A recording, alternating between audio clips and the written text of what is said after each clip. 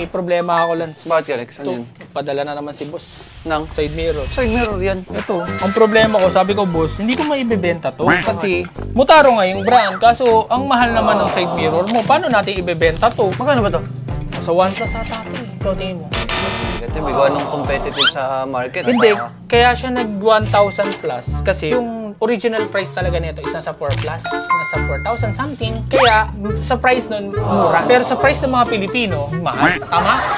Kaya, yung classmate, o ikaw tingin mo, bebenta to? Hindi. Babaan ng presyo. Babaan ng presyo, no? Pogi eh. Classmate, tingin nyo, pogi eh. Napaka-pogi. Actually, yung montage nito, pogi rin eh.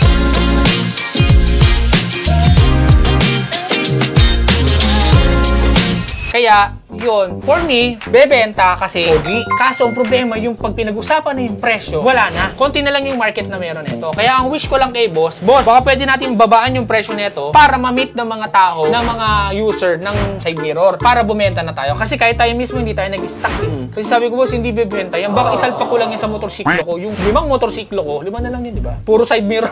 Dahil hindi ko mabenta, pinaglalagay ko na lang lahat ngayon doon. Diba? Kaya yun, sana, wish namin kay Motaro, ibaba yung presyo at tingin ko is bebenta to. At comment down below kung tingin nyo bebenta ang isang side mirror ni Motaro kapag ganito yung design. Comment down below.